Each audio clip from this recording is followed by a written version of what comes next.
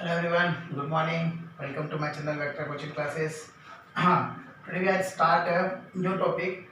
हमने last class में electricity में पढ़ा था अबाउट द इलेक्ट्रिक करंट.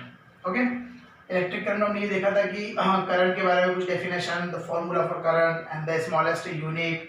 ठीक है, बट उसमें एक टॉपिक रह गया था. एक जो टॉपिक था it's called the ammeter. Okay, एक अमीटर ले गया था. What is the ammeter? ये क्या होता है अमीटर? अमीटर एक ऐसा इंस्ट्रूमेंट है जो कि इलेक्ट्रिक करंट को मेजर करने में यूज में लिया जाता है. ठीक है, इसका एक सिंबल होता है अमीटर का जिसको हम रिप्रेजेंट करते हैं ए से plus minus both side charges. ठीक है, तो this is the ammeter. This is instrument is to calculate या measurement the electric current in any conducting path. ठीक है, सेकेंड थिंग, ये जो आपका अमीटर होता है वो always connected in the series with any conductor. मान लो कि आपके पास कोई यहाँ पर कोई कंडक्टर पड़ा हुआ है, लाइक मैं रजिस्टर ले लिया, तो वो जो आपका अमीटर होगा वो रजिस्टर के साथ ऑलवेज क्या होगा, connected in the series. Not register, चाहे वो कुछ भी हो, चाहे वो सेल हो, चाहे वो बल्ब हो, कुछ भी हो, बट वो अमीटर के साथ वो क्या अमीटर जो होगा वो ऑलवेज क्या होगा, कनेक्टेड विद द सीरीज. ठीक है, तो दो थिंग, अमीटर क्या होता है, measurement for the electric current, and second thing it is always in the series in with the any conductor. and third one क्या होगा, it gives the low resistance. ये always क्या देता है, low resistance. तो कभी कभी 1 मार्क्स का क्वेश्चन में पूछ सकता है कि low resistance is measured by which instrument, ammeter या voltmeter. that means the low resistance always give the ammeter. ठीक है, ये तो हमने पूरा पढ़ी इलेक्ट्रिक करंट के बारे में, जस्ट टू आइडियाज. अब हम एक डिफरेंट टॉपिक ले रहे हैं इसी के अंदर, इलेक्ट्रिक करंट के अंदर, जिसका नाम है डायरेक्शन ऑफ करंट. ठीक है, हमने ये तो बता दिया कि इलेक्ट्रिक सर्किट के अंदर डायरेक्शन करंट कैसे फ्लो हो रहा है, बट अब उसकी डायरेक्शन क्या होगी, हम उसे डायग्राम समझते हैं. मान लो मेरे पास कोई मेटल वायर है जिसके अंदर कोई इलेक्ट्रॉन्स है जो रैंडमली मूव कर रहे हैं. ये मेरे पास कोई मेटल वायर है, इस मेटल वायर देखो कंडक्टर जिसमें इलेक्ट्रिसिटी फ्लो हो सकती है, बट अभी यहाँ पर जो इलेक्ट्रॉन पड़े वो रैंडमली मूव कर रहे हैं, इसका कोई प्रॉपर अरेंजमेंट नहीं है. बट मैं अगर इसी मेटल वायर को किसी सेल से कनेक्ट कर देता हूं, सेल या फिर कोई बैटरी, ठीक है, जो इसको पॉजिटिव इसको नेगेटिव दे दिया मैंने. अब क्या होगा, जैसे मैंने इसको एक बैटरी से कनेक्ट किया तो ये जो बैटरी वो क्या करेगी, इस मेटल पर एक फोर्स एक्सर्ट करेगी, और वो फोर्स से क्या होगा, जो भी आपके इलेक्ट्रॉन है वो किसी पर्टिकुलर डायरेक्शन में मूवमेंट करेंगे. That means like that. It is called the proper arrangement. मतलब मैंने क्या किया, जैसे एक सेल बैटरी मैंने लगाई इस मेटल वायर के साथ, तो जो भी मेरे इलेक्ट्रॉन है वो एक प्रॉपर अरेंजमेंट में मूव कर रहे हैं. ठीक है, ये तो मैं बात की इलेक्ट्रॉन की, बट मैं बात कर रहा हूँ द डायरेक्शन ऑफ करंट की. पहले स्टार्टिंग में क्या होता था, ओनली चार्जेस के बारे में डिफाइन होता था कि only positive charge, negative charge, but electron नहीं होता था. तो पहले के टाइम में ऐसे बोलते थे कि जो भी आपका पॉजिटिव चार्ज फ्लो कर रहा है उसी डायरेक्शन में आपकी करंट फ्लो करेगी, बिकॉज इलेक्ट्रॉन तो काफी बाद में आया था. तो पॉजिटिव चार्ज जिस डायरेक्शन में फ्लो करता है उसी डायरेक्शन में इलेक्ट्रिक करंट फ्लो करता है. अब ये आपका पॉजिटिव टर्मिनल, ये आपका नेगेटिव टर्मिनल, सेल में दो ही चीज होती है. तो जो भी आपका पॉजिटिव चार्ज है वो आपकी पॉजिटिव टर्मिनल बैटरी से नेगेटिव टर्मिनल में मूव करेगा. ठीक है, और नेगेटिव चार्ज नेगेटिव टर्मिनल से पॉजिटिव टर्मिनल में मूव करेगा. ठीक है, तो अगर आपका पॉजिटिव चार्ज पॉजिटिव से नेगेटिव टर्मिनल में जा रहा है तो वही आपकी डायरेक्शन ऑफ करंट होगी, और करंट को मैंने किससे रिप्रेजेंट किया था, कैपिटल आई से. So the direction of current is always from positive terminal to the negative terminal of battery. But we know that the electron, दो चार्ज होते हैं, पॉजिटिव जिसको हम बोल रहे थे प्रोटॉन पे जो चार्ज है वो, और नेगेटिव दैट मींस इलेक्ट्रॉन पे जो चार्ज है. तो इलेक्ट्रॉन पे चार्ज क्या था, नेगेटिव, मतलब ये वाला. तो जो भी आपकी इलेक्ट्रॉन है वो मूव करेंगे negative terminal to the positive terminal of battery. ठीक है, आपका पॉजिटिव चार्ज पॉजिटिव टर्मिनल से बैटरी नेगेटिव में, एंड नेगेटिव चार्ज आपका negative terminal to positive terminal. मतलब जो भी आपकी इलेक्ट्रॉन है वो नेगेटिव से पॉजिटिव मूव करेंगे. तो ये आपकी क्या होगी, द डायरेक्शन ऑफ इलेक्ट्रॉन. और करंट की डायरेक्शन क्या थी आपकी, पॉजिटिव टू नेगेटिव। तो मैंने क्या कंक्लूजन निकाला इस डायग्राम से कि the direction of current is always flow from opposite to the direction of electron. ठीक है, डायरेक्ट करंट एक्चुअली प्रोड्यूस कब होगा, जब इलेक्ट्रॉन का मूवमेंट होगा। ये तो मुझे पता है कि हमने देखा लास्ट क्लास में कि करंट तभी जनरेट होती है जब इलेक्ट्रॉन्स का मूवमेंट होता है, बट किस डायरेक्शन में, the direction of current is always flow from opposite to the electron direction. ठीक है, तो ये मैंने कुछ देखा कि what is the direction of current, कि डायरेक्शन ऑफ करंट कैसे हमने बता दी। ठीक है, अब हम देख रहे हैं इसी के आगे एक टॉपिक,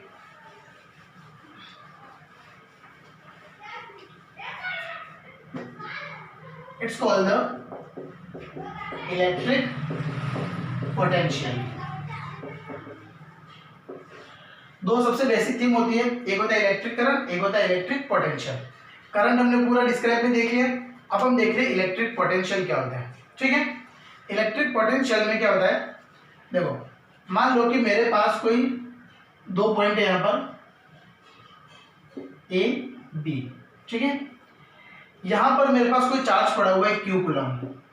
ठीक है, मेरे पास कोई क्यू कूलम चार्ज पड़ा हुआ है, इस चार्ज को, ये पॉइंट मान लो मेरा कोई इंफिनिटी पर पड़ा हुआ है, जो मुझे भी पता नहीं है, इंफिनिटी पर कोई पॉइंट पड़ा हुआ है। ठीक है, तो इस चार्ज को यहां से इस बी पॉइंट तक लाने में जितना वर्क डन किया गया है या जितना वर्क किया गया है इस चार्ज क्यू कूलम चार्ज को इंफिनिटी से इस पॉइंट तक लाने में, उसी को क्या बोलते हैं अपन, electric potential.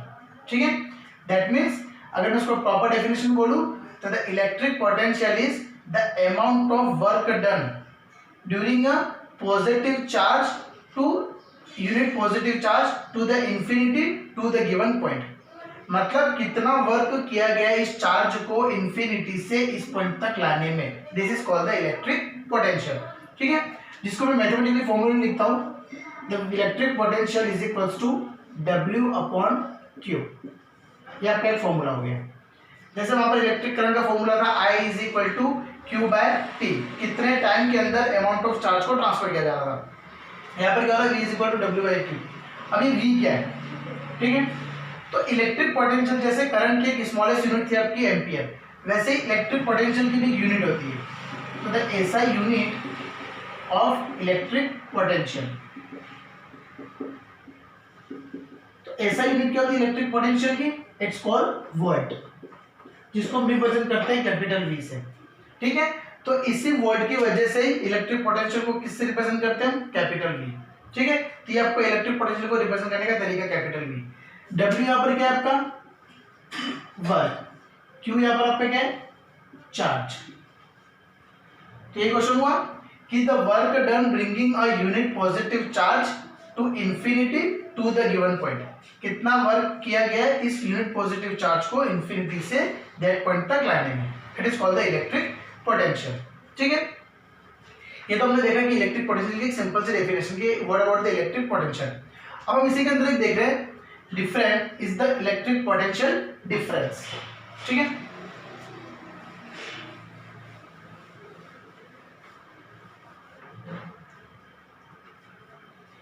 Electric potential difference.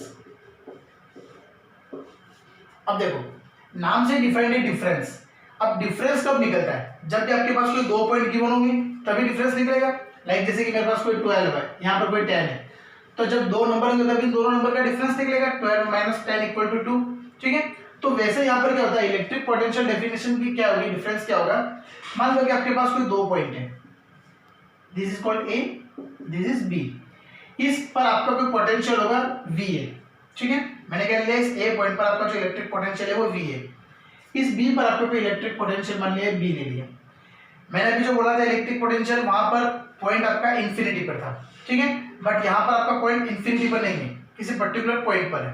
ठीक है, तो इलेक्ट्रिक पोटेंशियल क्या हो जाएगा, the potential difference is the amount of work done to bringing, मतलब लाना unit positive charge to one point to the another point.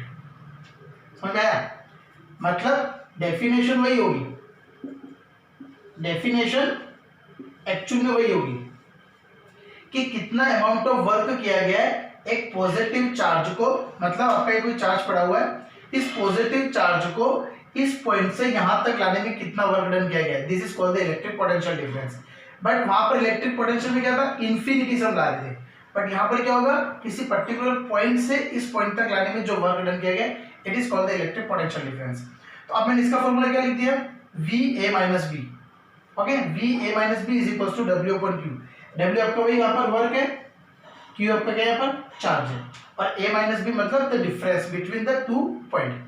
अब इसकी जो यूनिट होगी इलेक्ट्रिक पोटेंशियल डिफरेंस की, तो इसकी यूनिट भी क्या होगी, सेम, क्योंकि है तो पोटेंशियल ही है, और किसी भी पोटेंशियल की यूनिट ऑलवेज क्या होगी, वोल्ट। तो हम इसको भी रिप्रेजेंट कैसे करेंगे, पोटेंशियल डिफरेंस को भी कैपिटल V से। So the electric potential difference is always W upon Q। ठीक है, ये हमने देख लिया था इलेक्ट्रिक पोटेंशियल डिफरेंस के बारे में। अब हम इसके अंदर हमने करंट के अंदर भी हमने एक टर्म डिफाइन की थी, अगर आपको याद हो तो, it's called the 1 ampere current, जहां पर मैंने उसको इंपॉर्टेंट भी बोला था। ठीक है, तो वैसे इलेक्ट्रिक पोटेंशियल के अंदर भी एक होता है 1 volt, and this is also very important. Question आ सकता है for 1 marks, define the 1 volt. ठीक है, जैसे वहां पर था डिफाइन 1 एम्पियर, यहां पर था आपका डिफाइन 1 वोल्ट। तो 1 वोल्ट क्या होगा, देखो मैंने यहाँ पर एक सिंपल सा फॉर्मूला लिखा, V is equal to W upon Q। अब ये 1 वोल्ट कब हो सकता है, जब ये वर्क भी मेरा 1 हो और चार्ज भी मेरा 1 हो। ठीक है, दैट मीन्स मैं क्या डिफाइन कर सकता हूँ, when the 1 joule of work is done when 1 coulomb of charge is from 1 point to another point या infinity to that point is called the 1 volt. ठीक है, अगर मैं जो वर्क है उसको मैं कितना ले लेता हूँ, 1 जूल, क्योंकि वर्क की यूनिट क्या होती है, जूल, और कूलम्ब की यूनिट, चार्ज की यूनिट क्या होती है, coulomb. When the 1 joule of work is done to bringing a 1 coulomb of charge from infinity to that point, it is called the 1 volt। क्योंकि अगर ये 1 है ये भी 1 है तो रिजल्ट क्या मिलेगा, 1 वोल्ट। तो मैं एक्चुअली में 1 वोल्ट को क्या लिख सकता हूँ, ऐसा लिख सकता हूँ 1 जूल पर कूलम्ब। ठीक है, 1 volt is equal to 1 joule per coulomb.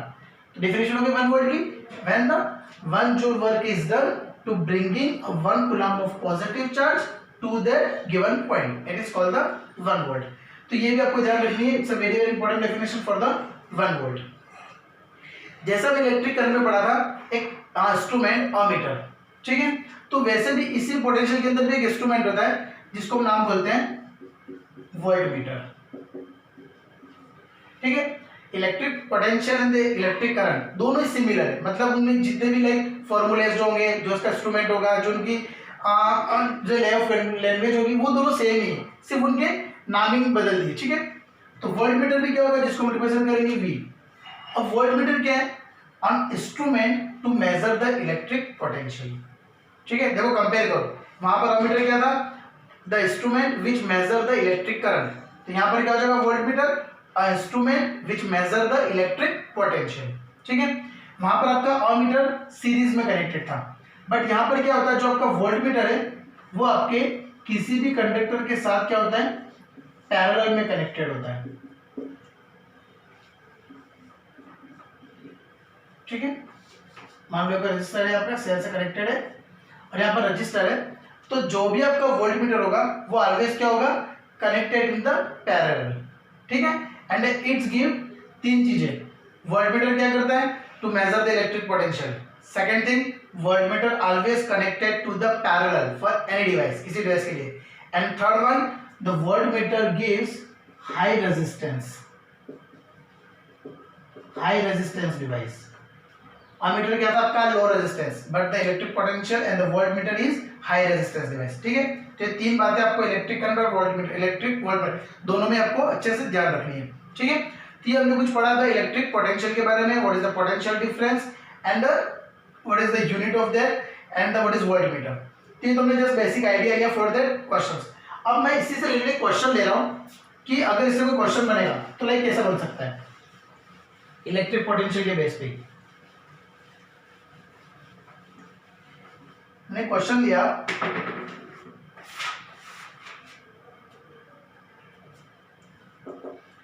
Something like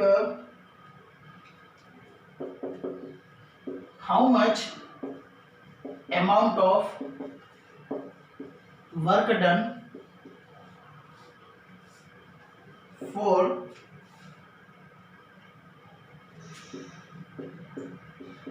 moving a 2 coulomb of charge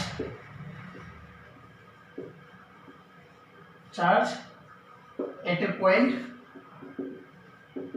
118 volt to 128 volt. ठीक है. The question is NCERT questions. How much amount of work done for moving a 2 coulomb of charge? 2 coulomb of charge at a point 118 to 128 volt. मतलब देखिए आपको कुछ question ऐसा दे रखा है कि यहाँ पर कोई पॉइंट ए है जिसपे इलेक्ट्रिक पोटेंशियल दे रखा है यहाँ, और यहाँ पर कोई बी पॉइंट है जिसपे इलेक्ट्रिक पोटेंशियल दे रखा है ये. ठीक है. और यहाँ पर एक चार्ज है 2 कूलम. ठीक है. चार्ज दे रखा है को 2 कूलम. कूलम चार्ज की यूनिट है. तो 2 कूलम इस चार्ज को इस पॉइंट से यहाँ तक लाने में कितना amount of work done use हो रहा है. सिंपल है. आपको अगर फॉर्मूला याद है तो work V is equal to W upon Q. Okay. V कितना दे रखा है? वोल्टेज. अब देखो यहाँ पर आपको 2 वोल्टेज दे रखे हैं, और 2 वोल्टेज मतलब किसकी बात चलेगी? पोटेंशियल डिफरेंस की, not the electric potential.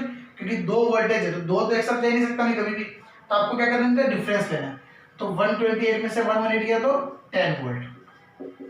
W मतलब उससे पूछा गया वर्क, चार्ज कितना है? 2 कूलम. तो W कितना हो जाएगा आपका? 10 into 2 that means 20 joule. 20 joule work किया जाएगा इस चार्ज को इस पॉइंट से यहां तक लाने में. अब देखो इसमें सबसे इंपॉर्टेंट थिंग क्या है? जूल. मतलब आपका जो भी पूरा क्वेश्चन है इसमें 50% मार्क तो आपके सिर्फ यूनिट के होते हैं, and the unit is the most important thing. अगर आपको क्वेश्चन में नहीं भी बोला लेकिन आपको यूनिट मेजर करनी ही होगी. ठीक है. जैसे कि देखो V की मैंने 10 वोल्ट लिख दी, W की मैंने जूल लिख दी. ठीक है. कूलम पे मैंने 2C लिख दिया, मतलब कूलम. तो ये इस टाइप के क्वेश्चन सिंपल सा जो इस फॉर्मूले बेस पे बन सकता है. बस आपको ये फॉर्मूला याद होना चाहिए. कभी आपको V दे देगा, W दे देगा, Q पूछ लेगा. W पूछ लेगा तो V और Q दे देगा. कोई भी 2 थिंग आपको दे देगा और डायरेक्ट आपसे थर्ड उसमें पूछ सकता है. ठीक है. हमने देख लिया पूरा अबाउट द इलेक्ट्रिक पोटेंशियल. अब हम एक नई चीज देख रहे हैं इसी टॉपिक में. It's called the electric circuit. ठीक है. तो ये इसमें से ऐसे कोई क्वेश्चन नहीं पूछे जाते इलेक्ट्रिक सर्किट और लाइक कैसा, बट आपको एक जनरल आइडिया होना चाहिए कि क्या क्या होता है किसमें. इसलिए हम जनरल थोड़ा सा इसको फास्ट लेवल बेसिक में देख लेंगे कि what about the electric circuit क्या होता है. ठीक है. देखो इलेक्ट्रिक सर्किट नाम से दिख रहा है, मतलब इलेक्ट्रिक जितने भी इक्विपमेंट है उनको सर्किट में जोड़ना. ठीक है. तो इलेक्ट्रिक सर्किट क्या हो गया? The combination of all the conductors with in the series so get the current is directly flow. Okay. Simply क्या हो गया कि सभी कंडक्टर जितनी भी डिवाइस है सभी को एक सर्किट में जोड़ना. लाइक सिंपल सा मेरे पास यहाँ पर कोई सेल है. ठीक है. यहाँ पर ऐसा कोई सेल है. यहाँ पर मेरे पास कोई स्विच पड़ा हुआ है.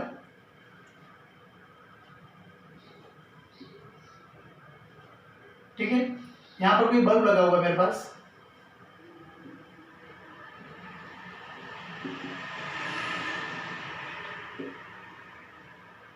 Positive, negative.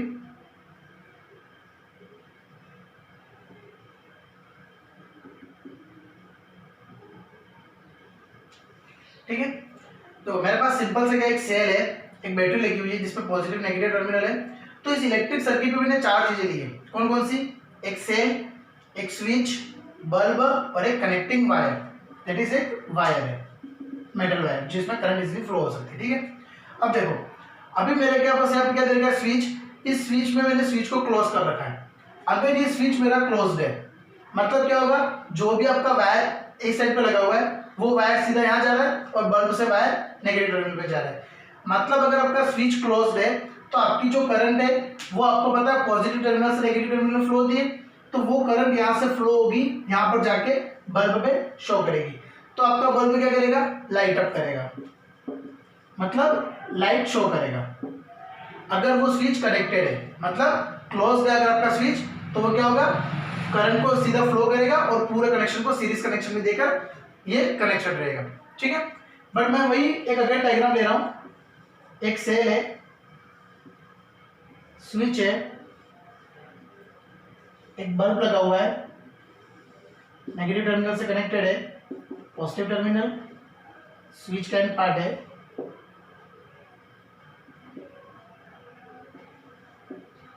अब देखो इस केस में क्या होगा, यहाँ पर मेरा स्विच ओपन है, अगर मेरा स्विच ओपन है तो जो यहाँ से आपको करंट फ्लो होने वाली थी वो करंट आपकी क्या आगे जाएगी, नहीं।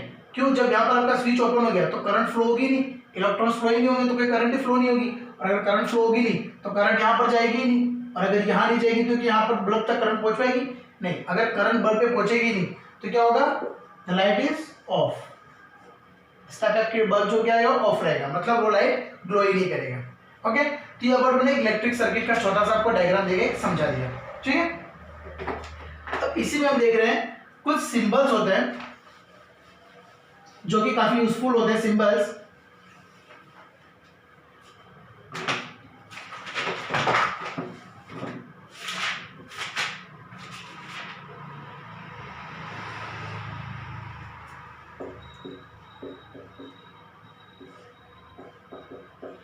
कुछ इलेक्ट्रिक सिंबल्स होते हैं, ठीक है, उन सिंबल्स को देख रहे हैं कि हाँ जिससे आपको आइडिया लगता है कि ये क्या है और कौन कौन सा है, इसको डिफरेंशिएट कर रहे हैं, ठीक है।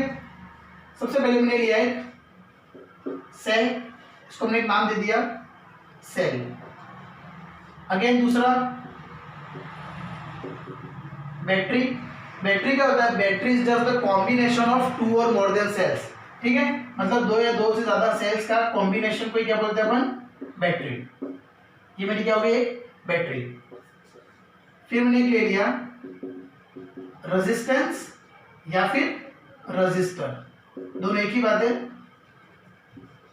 तो ये आपका क्या हो गया, रजिस्टर, ठीक है। फिर मैंने लिया आपका अमीटर, ये आपका क्या हो गया, अमीटर। वैसे आपका क्या होता है, वोल्ट मीटर, ये आपका हो गया वोल्ट मीटर। अनदर कोई आपका हो गया, ये हो गया आपका गैल्वेनोमीटर, ठीक है।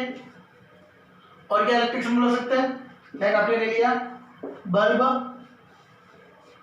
ये आपका बल्ब हो गया कोई भी, ठीक है। अनदर आप क्या ले सकते हो, कोई कनेक्टिंग वायर ले लिया आपने, तो आपका सिंपल सा कोई भी कनेक्टिंग वायर हो गया, ठीक है। और क्या हो सकता है, bulb, connecting wires, voltmeter, ammeter, resistance, battery, एक वायर जॉइंट ले सकते हो आप,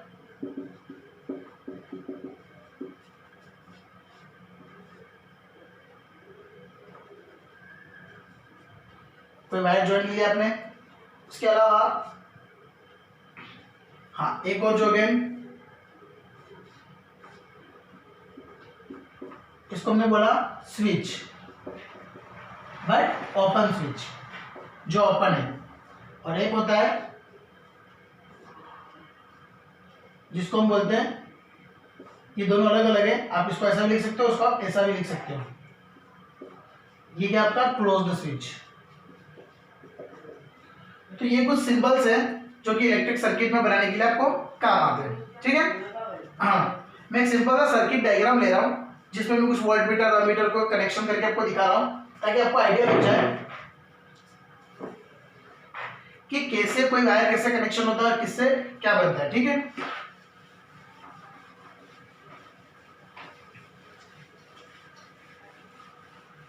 सिंपल सा एक सर्किट डायग्राम ले रहा हूं मैं,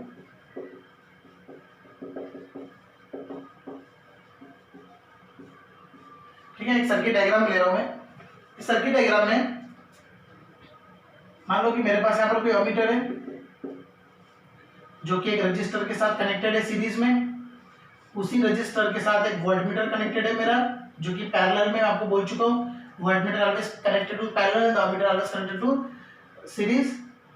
यहाँ पर मेरी कोई स्विच लगी हुई है जो कि क्लोज्ड स्विच है, यहाँ पर कोई मेरी सेल लगा हुआ है पॉजिटिव टर्मिनल, यहाँ से मेरी करंट फ्लो हो रही है क्योंकि positive negative terminal current flow होती है, ठीक है। तो ये मेरा एक सर्किट जनरल बेसिक डायग्राम है जिसमें आपको बता दिया कि अमीटर कैसे कनेक्टेड है, वोल्टमीटर कैसे कनेक्टेड है, एक स्विच जो कि क्लोज्ड स्विच है, अगर क्लोज्ड होगी स्विच तभी आपकी करंट फ्लो होगी, अगर स्विच ओपन है तो करंट फ्लो नहीं होती है। ये आपका सेल लगा हुआ है और आपकी करंट की डायरेक्शन, तो आपका जनरली एक जस्ट बेसिक सर्किट डायग्राम में आपको बता दिया कि कैसे इन क्वेश्चंस को आप इंप्लीमेंट कर सकते हो, ठीक है, या फिर इस कैसे आपको इस सिंबल्स को आप यूज कर सकते हो, ठीक है। अब सबसे इंपॉर्टेंट पार्ट इस चैप्टर का इलेक्ट्रिसिटी का वो हम कल पढ़ेंगे नेक्स्ट क्लास में, it's called the Ohm's law.